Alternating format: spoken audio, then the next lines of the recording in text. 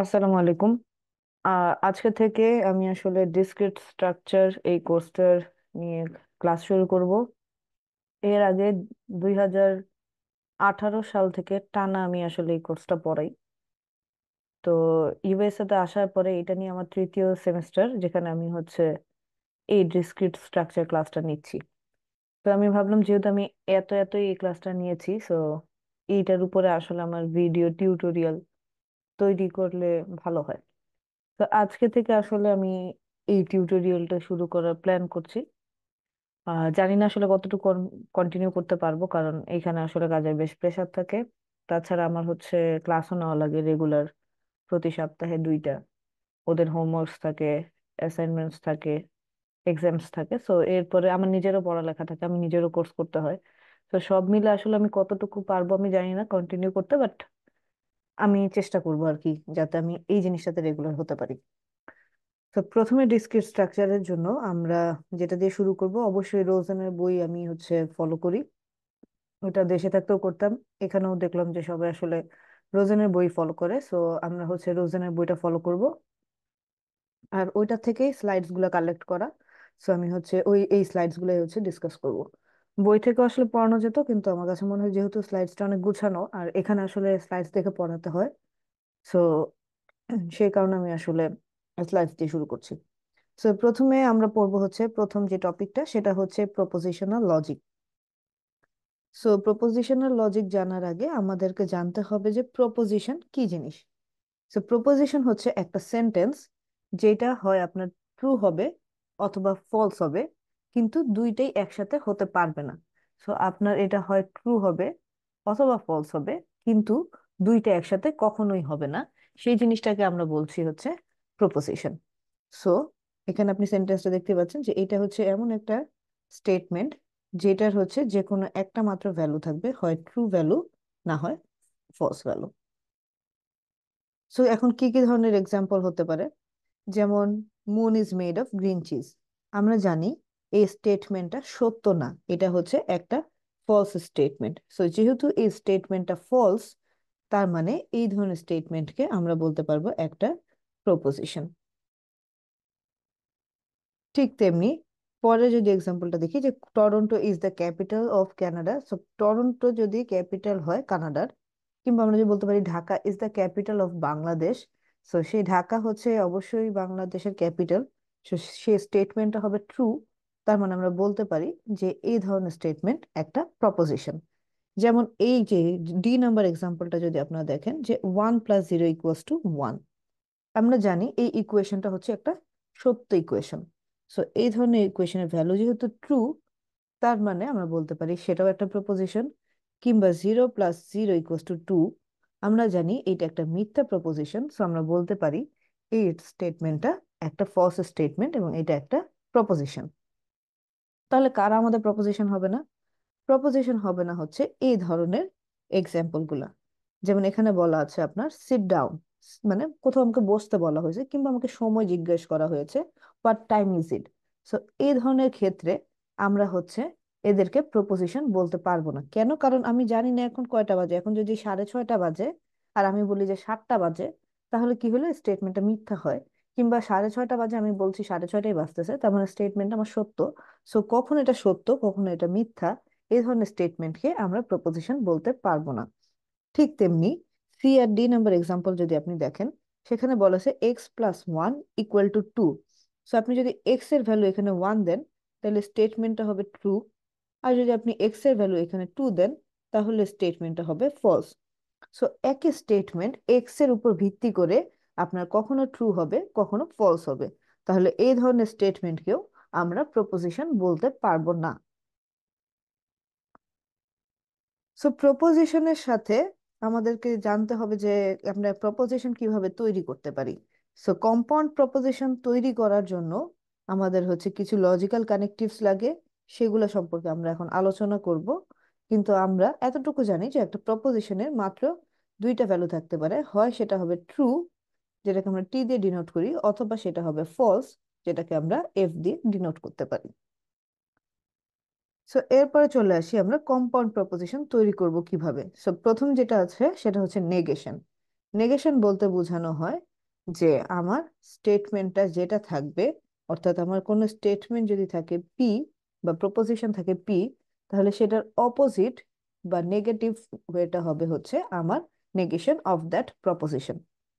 So for example, আমরা বলতে পারি যে আমি যদি প্রপোজিশনের ইনপুট ভ্যালু দেই ট্রু, তাহলে ট্রু এর অপোজিট কি হয়? ফলস। তাহলে আমার নেগেশন হবে হচ্ছে ফলস। ঠিক তেমনি আমরা যদি ইনপুট দিই ফলস, তাহলে আমাদের আউটপুট হবে ট্রু। এর ফলস এর অপোজিট সেটা হচ্ছে ট্রু। সো নেগেশন লেখার জন্য আমরা হচ্ছে একটা মাইনাস সাইন ব্যবহার করি। সো এটা হচ্ছে বেসিক্যালি একটা মাইনাস সাইন। সো আমরা কোনো স্টেটমেন্ট বা কোনো প্রপোজিশনের আগে যদি আমরা মাইনাস ব্যবহার করি, তাহলে আমরা সেটাকে বলি হচ্ছে আমার নেগেশন।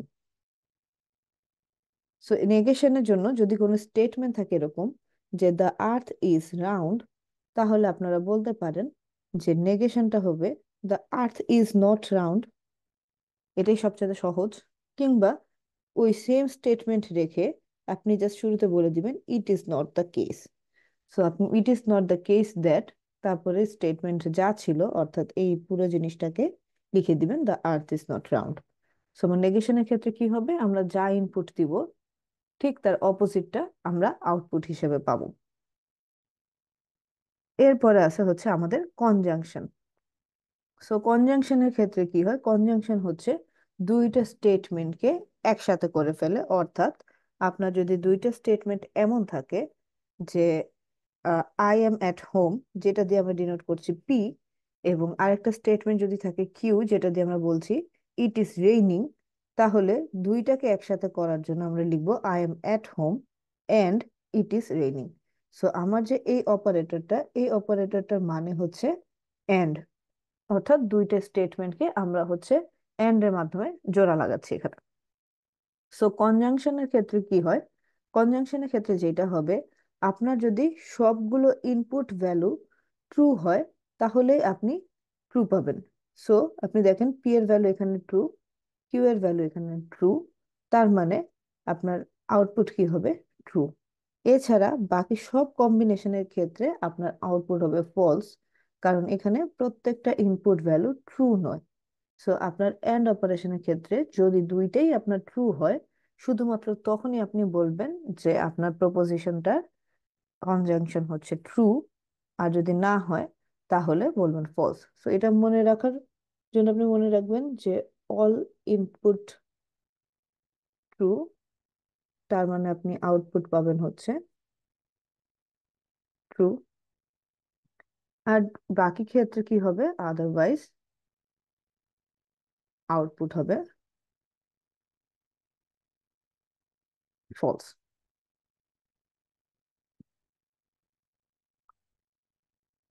সো এই গেল আমাদের কনজাংশন।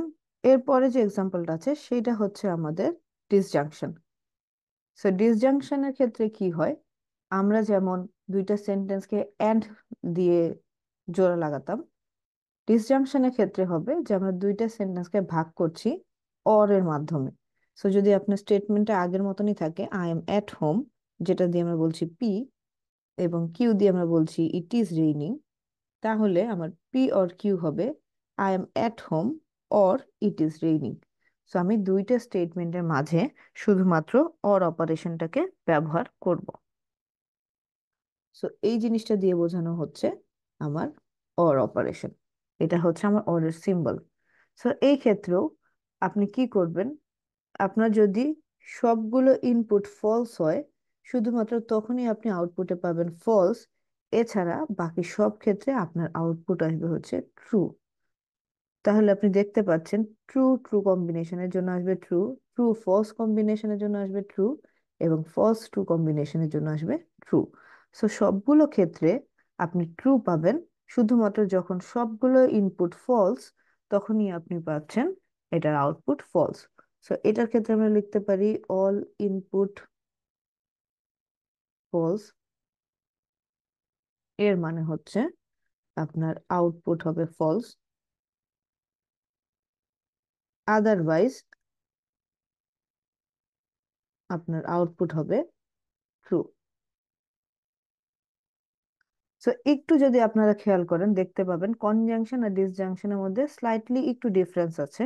সেটা হচ্ছে কনজাংশনের ক্ষেত্রে আমরা যদি অল ইনপুট ট্রু ব্যবহার করি তাহলে শুধুমাত্র তখনই আমরা ট্রু পাচ্ছি, আর বাকি সব ক্ষেত্রে ফলস পাই। ঠিক তেমনি ডিসজাংশনের ক্ষেত্রে আমরা সব ইনপুট যদি ফলস ব্যবহার করি তাহলে আমরা ফলস পাই, আদারওয়াইজ আমরা ট্রু পাই। তো এইভাবে করে আমরা হচ্ছে এই দুটো জিনিস মনে রাখতে পারি। সো এরপরে আমাদের অর এর দুই ধরনের মিনিং আছে। So connective or in English বলা হচ্ছে এখানে। এই ক্ষেত্রে ইনক্লুসিভ অর, যেটা একটু আগেই আমরা দেখে আসলাম, যেটাকে আমরা ইনক্লুসিভ অর বলছি। আরেকটা হচ্ছে আমাদের exclusive or. So exclusive or এর ক্ষেত্রে কি হয়, যে আপনার ট্রুথ টেবিলের সিম্বলটা দেখতে হয় হচ্ছে এরকম, যেটাকে আমরা বলি হচ্ছে এক্সর। এটা হচ্ছে আমার এক্সর এর সিম্বল। সো এক্সর কিভাবে কাজ করে, এক্সর এর ক্ষেত্রে কি হয়, যে আপনার যদি ইনপুট গুলো সিমিলার হয়, অর্থাৎ আপনি দেখতে পাচ্ছেন এখানে দুইটা ইনপুট আপনার সিমিলার, তাহলে আউটপুট হবে ফলস। কিংবা দুইটা ইনপুট যদি হয় ফলস অর্থাৎ সিমিলার, আউটপুট হবে আপনার ফলস। আর ইনপুট গুলি হয় যদি ডিফারেন্ট, যেমন একটা ট্রু একটা ফলস কিংবা একটা ফলস একটা ট্রু, তাহলে আপনার আউটপুট হবে হবে ফলস, সরি আউটপুট হবে হচ্ছে ট্রু। সো আমরা যদি এটাকে লিখি, সিমিলার ইনপুট আমাদেরকে আউটপুট দিবে হচ্ছে ফলস, আর যদি ডিফারেন্ট ইনপুট হয়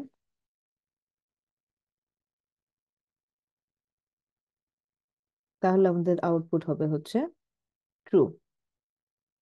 সো যদি আমরা একটু সেন্টেন্সটা খেয়াল করি, যেমন আপনি দেখেন এক্সাম্পলটা, soup or salad comes with this entree. সো আমরা যখন হচ্ছে রেস্টুরেন্টে গিয়ে আমাদের একটা সাইডস চুজ করি, যে বলা হলো যে আপনার কাছে দুইটা সাইডস আছে, আপনি যে কোনো একটা চুজ করতে পারবেন স্যুপ অথবা সালাদ থেকে। সো এই ক্ষেত্রে কি হয়, আপনি মানে যদি বলা হয় আপনি মাত্র একটাই চুজ করতে পারবেন ওই দুটো জিনিস থেকে, তাহলে আপনি কিন্তু যে কোনো একটা জিনিসকে পিক করতে পারবেন। এমন কখনোই হবে না যে আপনি হচ্ছে গিয়ে দুইটাই চুজ করবেন, তো আপনাকে সেটা দেওয়া হবে না, দিলে আপনার এক্সট্রা পেমেন্ট করতে হবে। কিংবা হচ্ছে গিয়ে আপনি কোনোটাই চুজ না করলেও কোনো সমস্যা নেই, মানে আপনি তাহলে কিছুই খেলেন না। সো সেই জন্য আপনার আনসারের সাথে যদি যে কোনো একটা চুজ করতে বলা হয়, এই ক্ষেত্রে সেটাই বলা হয়, যদি আপনার যে কোনো একটা ইনপুট ট্রু হয়, সো আপনি তখন আউটপুট হিসেবে ট্রু পাবেন, অর্থাৎ স্যুপ অথবা স্যালাড পাবেন। আর না হলে আপনি হচ্ছে কিছুই পাবেন না, মানে দুইটা তো অপশন চুজ করার কোনো ওয়েই নেই। আর হচ্ছে আমরা যে কোনো একটা চুজ করতে হবে, কিংবা আমরা হচ্ছে কোনোটাই চুজ করতে পারবো না, তাহলে আমরা খাবারও পাবো না। ব্যাপারটা হচ্ছে এরকম। সো এরপরের স্টেটমেন্টটা হচ্ছে ইমপ্লিকেশন। ইমপ্লিকেশনের ক্ষেত্রে ইমপ্লিকেশনকে বলা হয় একটা কন্ডিশনাল স্টেটমেন্ট। কেন এটা কন্ডিশনাল স্টেটমেন্ট? কারণ আমরা জানি কিছু ধরনের স্টেটমেন্ট ছিল যে ইফ আমি যদি এই কাজটা করি দেন এই কাজটা হবে।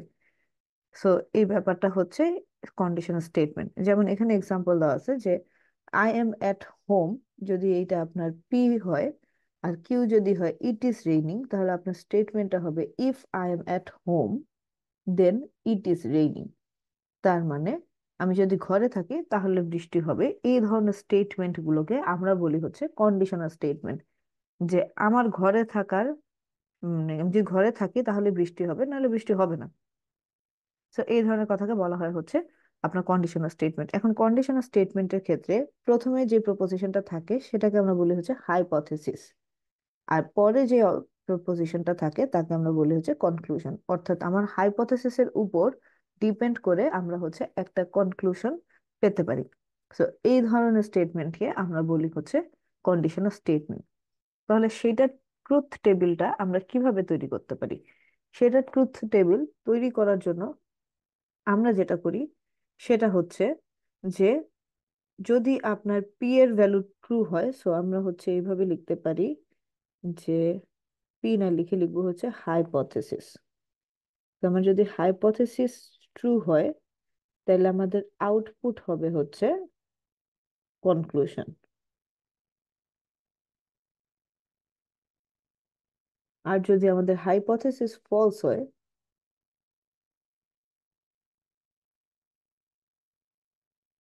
তাহলে আমাদের আউটপুট হবে ট্রু। তো এখন এই কথার উপর ভিত্তি করে আমরা চেক করি।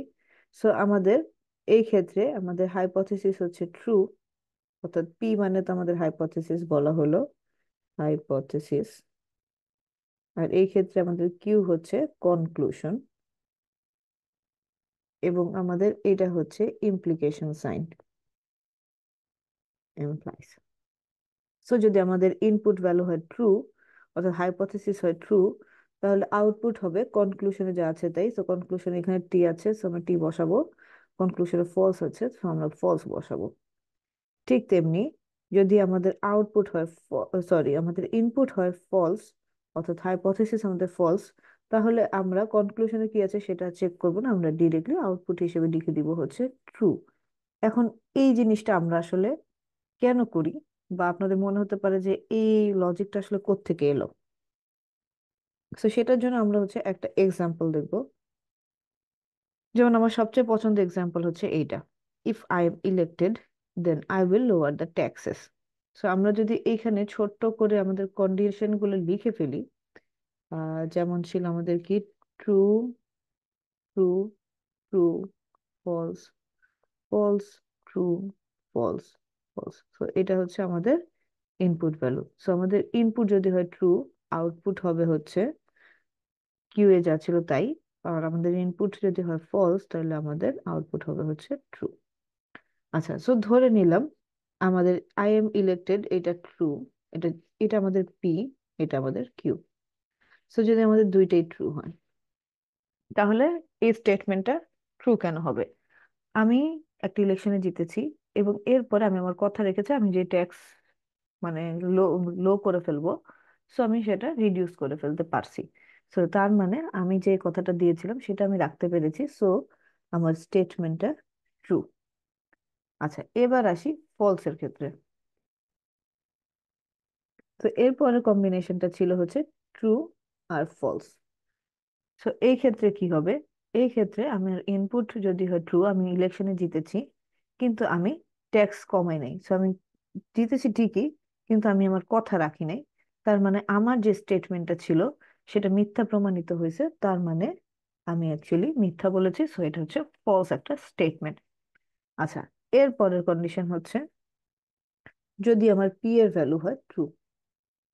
সো আমার পি এর ভ্যালু হলো ট্রু, এবং আমার, সরি, ট্রু এর জন্য আমরা করে ফেলেছি, সো এখন আমরা দেখবো ফলস এর জন্য। তো আমার পি এর ভ্যালু যদি হয় ফলস, যদি আমার কিউ হয় ট্রু, আমি ইলেকশনে যে ইফ আই এম ইলেক্টেড, এই স্টেটমেন্টে ফলস, মানে আমি ইলেকশনে জিততেই পারি নাই। তো আমি যদি ইলেকশনে না জিততে পারি, আমি আমার কথা রেখেছি কি রাখি নাই সেটা অ্যাকচুয়ালি ম্যাটার করে না, কারণ আমি তো কনক্লুশনে পৌঁছাতেই পারি নাই। আমি আমার ট্যাক্স কমাবো কিভাবে? আমি তো সেই পাওয়ারটাই পাই নাই। তো যেহেতু আমি ইলেকশনে জিততে পারি নাই, তার মানে আমি যে মিথ্যা বলেছি সেটাও প্রমাণ হয় নাই। যেহেতু আমি মিথ্যা বলি নাই, সো এই স্টেটমেন্টটা যেহেতু ভ্যালিড না, তার মানে আমার আউটপুট হবে ট্রু, কারণ আমি ইলেকশনে জিতি নাই। সো আমার কথার কোনো হেরফেরও হয় নাই। সো আমি অ্যাকচুয়ালি মিথ্যাও বলি নাই, কারণ এটা কেউ প্রুফ করতে পারবে না যে আমি অ্যাকচুয়ালি মিথ্যা বলেছি। ঠিক তেমনি যদি আমার ইলেকশন আমি না জিতি, তাহলে আমি ট্যাক্স কমালাম কি কমালাম না সেটার উপর কোনো কিছুই আসলে চেঞ্জ হয় না। সো আমার আলটিমেটলি আউটপুট হবে হচ্ছে ট্রু।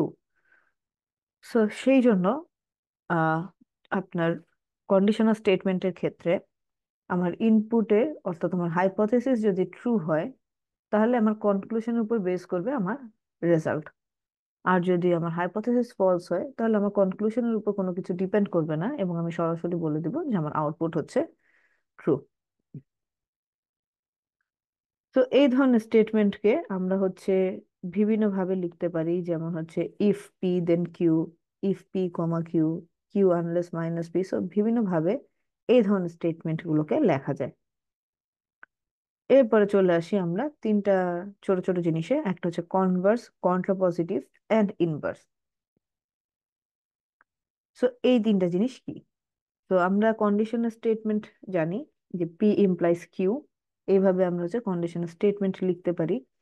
তো আমরা যদি সেটাকে ঘুরিয়ে লিখি, অর্থাৎ আমরা এই কিউ কে বানাই দিব হচ্ছে হাইপোথেসিস, আর এই পি কে করে ফেলবো হচ্ছে আপনার কনক্লুশন, তাহলে সেটাকে বলা হয় কনভার্স। আমরা দেখতে পাচ্ছি এখানে চলে কিউ সামনে চলে আসছে, আর পি এখানে চলে আসছে, তো সেটা হয়ে যাবে আপনার কনভার্স।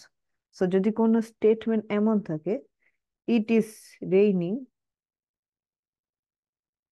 আহ আমি এই স্টেটমেন্টটাকে একটু এডিট করে লিখি যাতে আপনাদের বুঝতে সুবিধা হয়। So if it is raining, then I do not go to town. So আমার স্টেটমেন্ট হচ্ছে এটা। সো এটা হচ্ছে আমার পি, এটা হচ্ছে আমার কিউ। তো কনভার্স বলেছে আমার কিউ চলে আসবে সামনে, আর পি চলে আসবে হচ্ছে কনক্লুশনে। সো আমার স্টেটমেন্ট হয়ে যাবে if I do not go to town, যেটা ছিল আমার q, and then it is raining, যেটা ছিল আমার পি। তো আমরা চাইলে এভাবে কনভার্স স্টেটমেন্ট গুলোকে লিখতে পারি। এরপরে চলে আসি হচ্ছে আমরা কন্ট্রা পজিটিভে। সো কন্ট্রা পজিটিভে কি হবে, কনভার্সে যা ছিল তাই হবে, শুধুমাত্র শুরুতে আপনার নেগেশন অপারেশন চলে আসবে। সো আমার কনভার্স কি ছিল, কনভার্স ছিল হচ্ছে I do not go to town, তার মানে এটার অপোজিট কি হবে, আই গো টু টাউন। এটা হচ্ছে আমার এখন মাইনাস কিউ। আর আমার পি কি ছিল, ইট ইজ রেইনিং, সো আমার এইটা হয়ে যাবে minus p, it is not raining. আমার স্টেটমেন্টটা তখন হয়ে যাবে if I go to town, then it is not raining. আচ্ছা, সো ফাইনালি আমাদের আছে হচ্ছে ইনভার্স। ইনভার্স হচ্ছে কি, আমার কন্ডিশনাল স্টেটমেন্ট যাই থাকবে ইনভার্সের ক্ষেত্রে আমি জাস্ট হচ্ছে তার আগে নেগেশন অপারেশন বসাই দিব।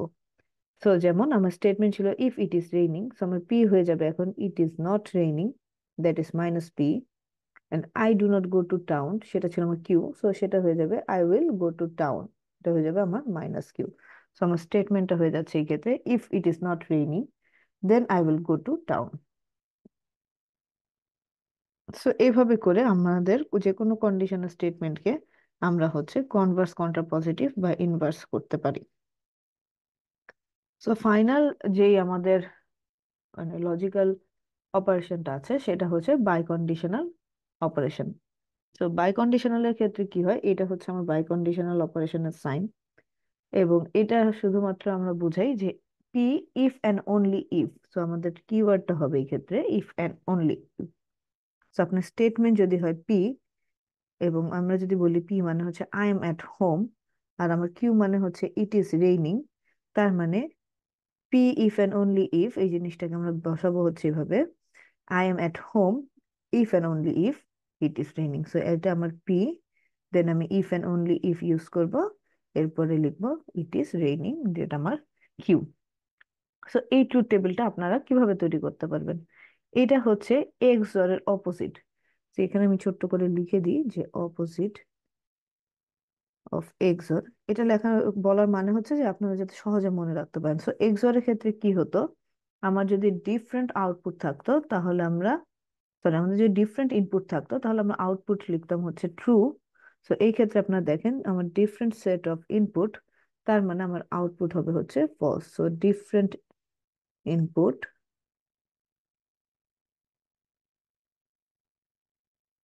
সমান সমান আউটপুট হচ্ছে false.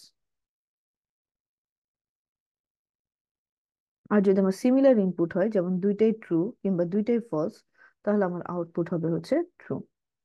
So similar input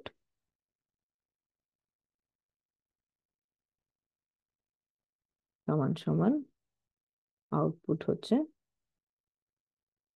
true. So আপনারা দেখতে পাচ্ছেন যে কেন আসলে আমার সিমিলার ইনপুটস এর ক্ষেত্রে এটা ট্রু হবে।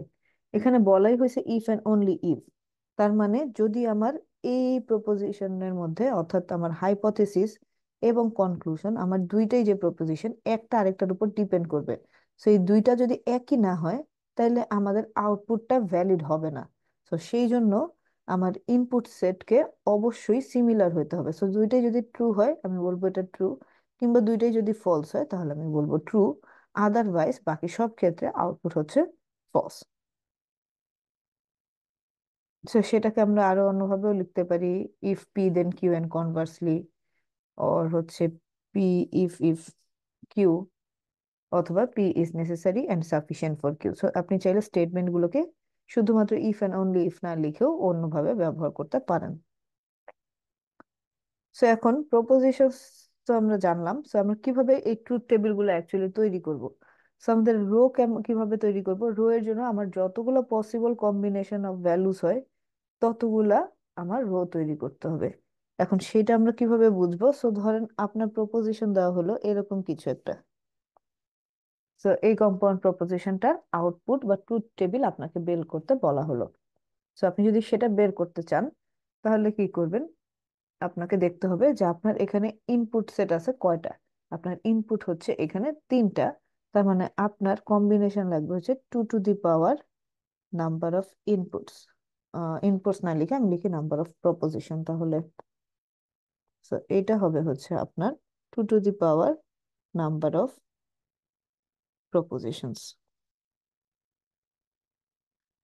সো এই ক্ষেত্রে আপনার নাম্বার অফ প্রপোজিশনস যত হবে তত। সো এটার ক্ষেত্রে আমার নাম্বার অফ প্রপোজিশনস কত? তিনটা। তাহলে আমার রো হবে হচ্ছে টোটাল 8টা। আপনারা যদি আগে বাই কন্ডিশনালটা একটু দেখেন, এখানে আমাদের কয়টা কয়টা ছিল? দুইটা হচ্ছে আমার প্রপোজিশন। তো যেহেতু দুইটা প্রপোজিশন তাহলে 2 টু দি পাওয়ার 2 4। সো সেই জন্য আমরা হচ্ছে 4টা এখানে রো তৈরি করেছি। সো এখন কলাম কিভাবে তৈরি করব? কলাম জাস্ট আপনার যতগুলা প্রপোজিশনস থাকবে তার জন্য ভাগ করে করে আপনার হচ্ছে কলাম তৈরি করতে হবে। সো কলাম কিভাবে তৈরি করবেন সেই জিনিসটা আমরা হচ্ছে দেখব। এখন আমরা কনসিডার করব হচ্ছে যে এই ধরনের যদি কম্পাউন্ড প্রপোজিশনের জন্য ট্রুথ টেবিল তৈরি করতে বলা হয় তাহলে আপনারা কিভাবে সেই জিনিসটা তৈরি করতে পারবেন। তো সেইটার জন্য আমাদের প্রথমে যেটা করতে হবে সেটা হচ্ছে যে আমার প্রত্যেকটাকে আলাদা আলাদা করে ভাগ করে বের করতে হবে। প্রথমে আপনাকে কনসিডার করতে হবে যে আপনার অ্যাকচুয়ালি কতগুলো রো লাগবে। সো আমরা দেখতে পাচ্ছি এখানে দুই রকমের প্রপোজিশন আছে, পি আর কিউ। এই দুইটা প্রপোজিশন, সো দুইটা প্রপোজিশনের জন্য আপনার সূত্রটা কি হবে? 2 to the power number of প্রপোজিশনস, তো 2 to the power 2 equals to 4। So আমাদের এখানে 4টা রো লাগবে। সো 4টা রোতে আমরা কি কি কম্বিনেশনে বসাবো? 4টা রোতে আমরা বসাবো হচ্ছে true true, true false, false true, false false. So এইভাবে করে আমরা হচ্ছে 4টা রো বসাবো। সো যতগুলো পসিবল কম্বিনেশন হয় আমরা হচ্ছে সেইভাবে আমরা পসিবল কম্বিনেশন গুলো তৈরি করব। সো এরপর আমরা যেটা করব, এরপর আমাদেরকে দেখতে হবে ভাগ করে করে যে আমাদের কি কি কাজ প্রথমে করতে হবে। সো আপনারা বুঝতেই পারতেছেন যেহেতু এখানে লেখা হচ্ছে ব্র্যাকেটস দেওয়া, সো প্রথমে আমাদেরকে ব্র্যাকেটস এর কাজ করতে হবে। আমরা যদি একটু এখান থেকে দেখে আসি যে অপারেটরের প্রেসিডেন্স লেভেল, সো প্রথমে আপনাকে ব্র্যাকেটের কাজ করতে হবে, এরপরে নেগেশনের কাজ করতে হবে, এরপরে কনজাংশন, তারপর ডিসজাংশন, এরপর ইমপ্লিকেশন, তারপর বাই ইমপ্লিকেশন। সো আমরা এই প্রেসিডেন্স লেভেলের উপর বেস করে আমরা হচ্ছে কোন কাজটা আগে করব সেটা বের করবো। সো এখন যদি আমরা যাই, এখানে আমরা দেখতে পাচ্ছি ব্র্যাকেটের ভিতরে আমাদের কাজ আগে করতে হবে। সো আমাদের প্রথম কি কি ছিল ব্র্যাকেটের মধ্যে? এই জিনিসটা হচ্ছে P or minus Q. So আমরা প্রথমে এটার কাজ করব। এখন এইটার কাজ করতে গিয়ে আমরা দেখলাম যে এখানে একটা নেগেশন অপারেশন আছে, সো আমাকে আগে সেইটা সলভ করতে হবে, কারণ আপনি সেইটা সলভ না করে এই পুরাটাকে সলভ করতে পারবেন না।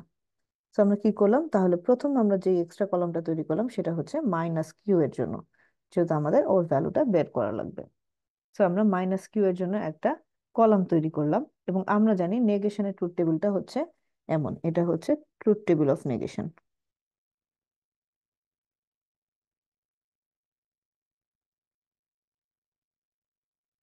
তো আমাদের ইনপুট ভ্যালু যদি হয় ট্রু, আউটপুট পাবো ফলস। আমাদের ইনপুট ভ্যালু হয় যদি ফলস, আউটপুট পাবো আমরা ট্রু। সো আমাদের ইনপুটের উপর বেস করে আমরা হচ্ছে এখানে আউটপুট পাবো। সো এখন আমরা যেটা করব, যেহেতু আমাদের কিউ মাইনাস কিউ বের করতে হবে, সো আমরা এখন কিউ এর উপর বেস করে আমরা হচ্ছে ট্রুথ ভ্যালুগুলো অ্যাপ্লাই করব। সো আমাদের এইখানে প্রথম ক্ষেত্রে আমাদের এটার ভ্যালু হচ্ছে ট্রু, তাহলে আমাদের আউটপুট আসবে ফলস। এই ভ্যালুটা ফলস, তার মানে আউটপুট আসবে ট্রু। এই ভ্যালুটা ট্রু, সো আউটপুট আসবে ফলস। এই ভ্যালুটা ফলস, সো আউটপুট আসবে ট্রু। সো আমরা মাইনাস কিউ এর জন্য ভ্যালু পেয়ে গেলাম। সো নেক্সট এখন কি করতে হবে? নেক্সট আমাদের হচ্ছে এই পুরো কম্বিনেশনটার জন্য একটা কলাম তৈরি করতে হবে। সো আমরা এরপরে নেক্সট যে পার্টটুকু আছে এতটুকু, তার জন্য আরেকটা নতুন কলাম তৈরি করলাম। এবং এখন আমরা দেখতে পাচ্ছি মাঝে যে অপারেটরটা আছে সেটা হচ্ছে ডিসজাংশন অপারেশন। তো এটা হচ্ছে আমার ডিসজাংশনের ট্রুথ টেবিল। তো আমরা জানি ডিসজাংশনের ক্ষেত্রে কি হয়, যদি আপনার দুইটাই ফলস হয় তাহলে আউটপুট হবে ফলস, আদারওয়াইজ আউটপুট হবে আপনার ট্রু। তো এখন আপনি কোন দুইটা কলাম কনসিডার করবেন? এখন আপনার কনসিডার করতে হবে এই কলামটা এবং এই কলামটা, এই দুইটা কলামকে আমরা কনসিডার করবো। সো প্রথম ইনপুট ভ্যালু হচ্ছে আমার ট্রু, আর এইখানে ভ্যালুটা হচ্ছে ফলস। সো ট্রু ফলস এর জন্য আমরা কি পাবো? আমরা আউটপুট পাবো হচ্ছে ট্রু। এটার ক্ষেত্রে আমার ইনপুট ভ্যালু হচ্ছে ট্রু এবং ট্রু, আর ট্রু ট্রু এর জন্য আমরা পাবো হচ্ছে ট্রু। এর পরের ভ্যালুটা হচ্ছে ফলস, আমার পরের ভ্যালুটাও হচ্ছে ফলস। সো দুইটা ফলস এর জন্য আমরা আউটপুট পাবো হচ্ছে ফলস। আমাদের প্রথম ভ্যালুটা হচ্ছে ফলস, দ্বিতীয় ভ্যালুটা হচ্ছে ট্রু। সো ফলস ট্রু কম্বিনেশনের জন্য আমরা আউটপুট পাবো হচ্ছে ট্রু। সো এভাবে করে আমরা এতটুকু পার্টের কাজ শেষ করলাম। এরপর আমাদের করতে হবে নেক্সট এইটুকু পার্টের কাজ। সো আমরা সেটার জন্য আরেকটা কলাম তৈরি করলাম। তো আমরা হচ্ছে এখন এই কলামটা নিয়ে কাজ করব। সো এই কলামটা হচ্ছে আমার দুইটা প্রপোজিশনের মাঝে আমি হচ্ছে কনজাংশন অপারেশন ব্যবহার করছি। আর কনজাংশনের ক্ষেত্রে আমরা জানি যদি দুইটাই ট্রু হয় তাহলে আউটপুট ট্রু হবে, আদারওয়াইজ আমার আউটপুট হবে হচ্ছে ফলস। সো এই ক্ষেত্রে আপনি কাকে কনসিডার করবেন? আপনার পি যে কলামটা আছে অর্থাৎ এই কলাম, এবং কিউ যে কলামটা আছে সেটা হচ্ছে এই কলাম। সো আমরা এখন এই দুইটা কলামকে কনসিডার করব। সো আমরা জানি শুধুমাত্র দুইটা ট্রু ভ্যালু হলে আউটপুট হবে ট্রু, আর বাকি সব ক্ষেত্রে আমার আউটপুট আসবে হচ্ছে ফলস। সো আমার এইটুক পার্টের কাজ শেষ, এইটুক পার্টের কাজ শেষ। এখন আমাকে এই পুরোটাকে নিয়ে কাজ করতে হবে। তো এই পুরোটার জন্য এখন আমি আবার আরেকটা কলাম তৈরি করব। সো এই ক্ষেত্রে এই পুরো জিনিসটা অর্থাৎ এই কলামটা হবে আমার হচ্ছে ফার্স্ট প্রপোজিশন অর্থাৎ হাইপোথেসিস, এবং এই কলামটা সেটা হবে হচ্ছে আমার কনক্লুশন অর্থাৎ আমার যে সেকেন্ড হাইপোথেসিস কিউ ছিল সেইটা। সো এই জিনিসটা হচ্ছে আমার ইমপ্লিকেশনের ট্রুথ টেবিল। এখন আমরা জানি ইমপ্লিকেশনের ক্ষেত্রে কি হয়, আমার হাইপোথেসিস যদি ট্রু হয় আমার আউটপুট হবে কিউ এ যা আছে তাই। আমার হাইপোথেসিস যদি ফলস হয় তাহলে আমার আউটপুট হবে হচ্ছে ট্রু। সো এই ক্ষেত্রে আমার প্রথম ভ্যালুটা হচ্ছে ট্রু, দ্বিতীয় ভ্যালুটা হচ্ছে ট্রু, সো আমার আউটপুট আসবে ট্রু। পরের ক্ষেত্রে আমার প্রথম ভ্যালুটা হচ্ছে ট্রু, কনক্লুশন হচ্ছে ফলস, সো আমার আউটপুট আসবে ফলস।